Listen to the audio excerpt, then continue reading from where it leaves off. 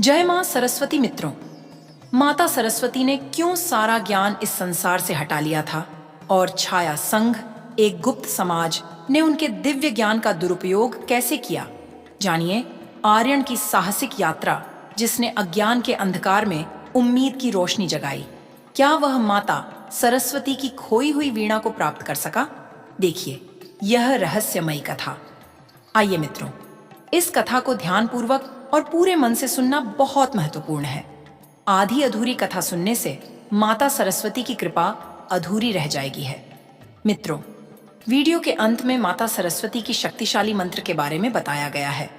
इस मंत्र का जाप करने से आप अपने जीवन के सभी कठिनाइयों और संकटों को दूर कर सकते हैं और विद्या प्राप्ति करने के लिए यह मंत्र अधिक लाभकारी होंगे। हम आपसे निवेदन करते हैं कि इस पवित्र कथा को पूर्ण श्रद्धा के साथ सुनें और कमेंट में जय मां सरस्वती अवश्य लिखें। तो आइए मित्रों, पूरी श्रद्धा और भक्ति के साथ इस पावन कथा को सुनें और माता सरस्वती की कृपा प्राप्त करें। अब कथा को शुरू करते हैं। मित्रों, पुराने समय की बात है जब संसार पर ज्ञान और विद्या का प्रभुत्व था। माता सरस्वती, जो विद्या, संगीत और कला की देवी मानी जाती हैं, अपनी अलौकिक कृपा से सभी जीवों को ज्ञान और विवेक का आशीर्वाद देती थीं। उनकी वीणा की मधुर ध्वनि से न केवल मनुष्य बल्कि सृष्टि के प्रत्येक कण में ऊर्जा का प्रवाह होता था। परंतु समय बीतता गया और धीरे धीरे मनुष्यों का स्वभाव बदलने लगा। ज्ञान और विवेक, जो कभी एक वरदान था, अब शक्ति और सत्ता का साधन बन गया। लोग अपनी भलाई और दूसरों पर हावी होने के लिए ज्ञान का दुरुपयोग करने लगे। यह देख माता सरस्वती चिंतित हो उठी। उन्होंने महसूस किया कि यदि ऐसा चलता रहा तो ज्ञान स्वयं मनुष्य के लिए एक विनाशकारी हथियार बन जाएगा। मित्रों, एक दिन माता सरस्वती ने सृष्टि के सभी आर्षियों और विद्वानों को बुलाया। उनकी आंखों में गहरी पीड़ा झलक रही थी। उन्होंने कहा, हे मुनियों, यह संसार अब ज्ञान के योग्य नहीं रहा। मैं अपना ज्ञान इस धरती से वापस ले रही हूँ। अब यह शक्ति तभी वापस आएगी जब मानवता इसका सही अर्थ समझेगी। यह सुनकर सभी आर्षि हतप्रभ रह गए। माता, ऐसा मत कीजिए, संसार अज्ञान के अंधकार में डूब जाएगा। ऋषि वशिष्ठ ने व्याकुल होकर प्रार्थना की, लेकिन माता सरस्वती अडिग थीं।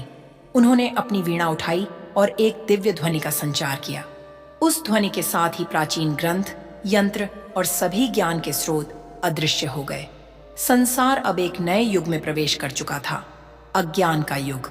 मित्रों, हालांकि कुछ मनुष्य ऐसे भी थे जिन्होंने अपने स्वार्थ और छल के बल पर ज्ञान के कुछ अंशों को बचा लिया था। उन्होंने एक गुप्त समाज का निर्माण किया जिसका नाम था छाया संघ। यह समाज प्राचीन ग्रंथों, उपकरणों और यंत्रों को चुराकर अपने लाभ के लिए उपयोग करता था। वे इस शक्ति का उपयोग कर दुनिया पर अपनी पकड़ मजबूत करना चाहते थे। छाया संघ ने अपना साम्राज्य इतना मजबूत बना लिया कि वे सभी पर हावी हो गए। उन्होंने विद्या और ज्ञान को एक ऐसी शक्ति बना दिया जिसे केवल वे ही नियंत्रित कर सकते थे। साधारण लोग उनके सामने नतमस्तक थे। मित्रों, लेकिन अज्ञान के इस अंधकार में एक ऐसा युवक भी था जिसने उम्मीद की लौ जलाई। उसका नाम था आर्यन। एक छोटे से गांव में जन्मा आर्यन बचपन से ही सत्य और न्याय का पुजारी था। उसके माता पिता छाया संघ के क्रूरता का शिकार हुए थे। आर्यन ने बचपन से ही यह प्रतिज्ञा की थी कि वह इस गुप्त समाज का अंत करेगा और ज्ञान को पुनः लोगों तक पहुंचाएगा।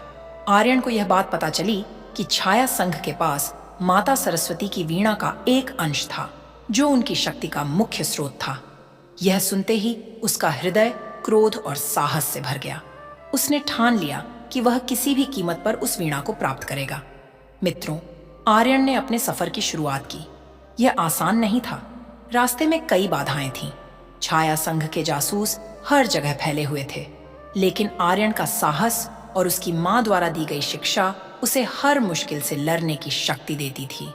एक दिन उसे एक रहस्यमय बूढ़ा व्यक्ति मिला जो गहरे जंगल में रहता था। उसने आर्यन को एक गुप्त स्थान का पता दिया जहां छाया संघ की असली ताकत छिपी हुई थी। पर याद रखना पुत्र, बूढ़े ने कहा, तुम्हें अपनी बुद्धि और विवेक का उपयोग करना होगा। केवल बल से कुछ नहीं होगा। मित्रों, आर्यन ने छाया संघ के गढ़ में प्रवेश किया। वहां का दृश्य भयावह था। अंधकारमय गलियारे, गुप्त सुरंगें और घातक पहरेदार हर जगह मौजूद थे। लेकिन आर्यन की नजर एक विशाल कक्ष पर पड़ी, जहां माता सरस्वती की अधूरी वीणा रखी हुई थी। जैसे ही आर्यन ने उस वीणा को छूने की कोशिश की, एक तेज आवाज गूंजी। कौन हो तुम? हमारे गढ़ में घुसने की हिम्मत कैसे हुई? छाया संघ का मुखिया सामने आया। वह एक विशाल और डरावना व्यक्ति था, जिसकी आंखों में क्रूरता और घमंड झलकता था। मैं आर्यन हूं, युवक ने दृढ़ता से कहा। तुमने माता सरस्वती की शक्ति को कैद किया है। अब यह अन्याय और नहीं होगा। मुखिया हंस पड़ा। तुम एक अकेले युवक हो और मैं पूरे संघ का मुखिया। तुम मेरा क्या कर लोगे? लेकिन आर्यन ने अपने साहस और बुद्धिमत्ता से उस मुखिया को हराने की योजना बनाई। उसने कक्ष के भीतर छिपे प्राचीन यंत्रों का उपयोग किया और मुखिया के सारे जादुई हथियार नष्ट कर दिए। आखिरकार एक भयंकर युद्ध के बाद आर्यन ने वीणा को अपने हाथों में ले लिया। मित्रों, जैसे ही आर्यन ने वीणा पर पहली ध्वनि छेड़ी, एक दिव्य प्रकाश फैला। उसी क्षण माता सरस्वती प्रकट हुईं। उनकी मुस्कान में अपार करुणा थी। उन्होंने कहा, हे वीर युवक, तुमने यह सिद्ध कर दिया कि सत्य, साहस और बुद्धि से हर कठिनाई को हराया जा सकता है।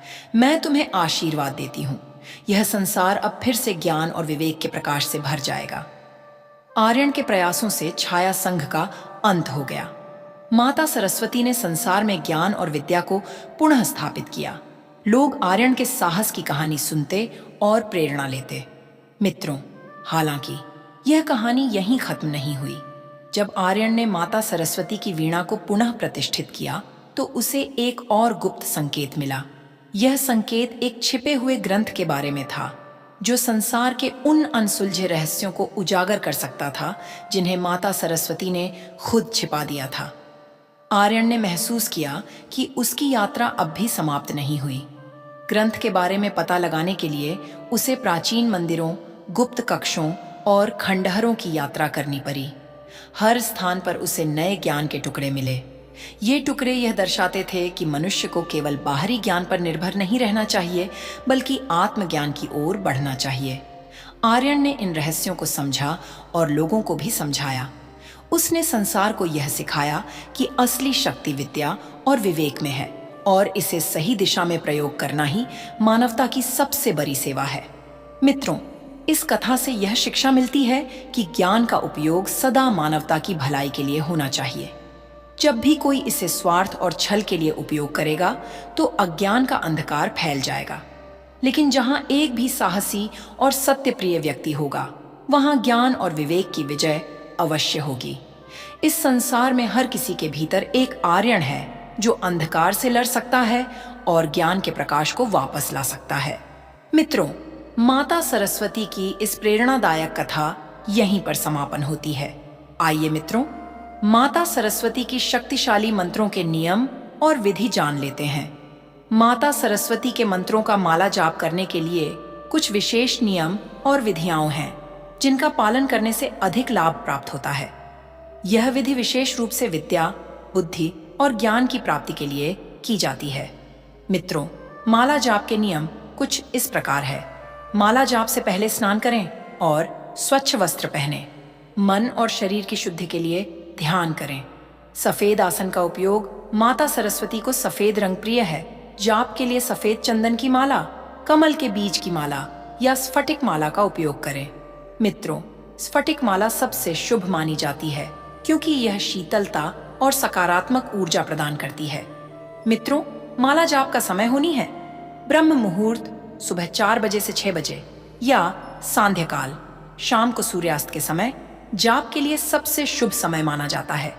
यदि यह संभव न हो तो शांत और एकांत स्थान में किसी भी समय जाप कर सकते हैं। मित्रों, माला में 108 मनकों का उपयोग होता है। प्रत्येक मनके पर मंत्र का उच्चारण करें। कम से कम एक माला 108 बार मंत्र का जाप करें। यदि संभव हो तो 3, 5 या 11 माला का जाप करें। मंत्र का उच्चारण स्पष्ट और सही तरीके से करें। मानसिक जाप यानी मन ही मन मंत्र का जाप सबसे प्रभावी माना जाता है। जाप करते समय पूर्व या उत्तर दिशा की ओर मुख करके बैठें। स्थान शांत और पवित्र होना चाहिए। मंत्र जाप के दौरान माता सरस्वती की प्रतिमा या चित्र स्थापित करें। सफेद फूल, दीपक और सफेद मिठाई चढ़ाएं। सरस्वती वंदना या ध्यान मंत्र का पाठ करें। मित्रों, माता सरस्वती की शक्तिशाली मंत्र कुछ इस प्रकार हैं। ओम श्री श्री महासरस्वती देवी भगवती नमः। ओम श्री श्री महासरस्वती देवी भगवती नमः। ओम श्री श्री महासरस्वती देवी भगवती नमः। मित्रों, जाप के बाद माता सरस्वती से प्रार्थना करें और अपनी पढ़ाई, ज्ञान या अन्य किसी उद्देश्य के लिए आशीर्वाद मांगें। मित्रों, माला जाप के बाद के नियम कुछ इस प्रकार है। माला को पवित्र स्थान पर रखें और इसका उपयोग केवल जाप के लिए करें।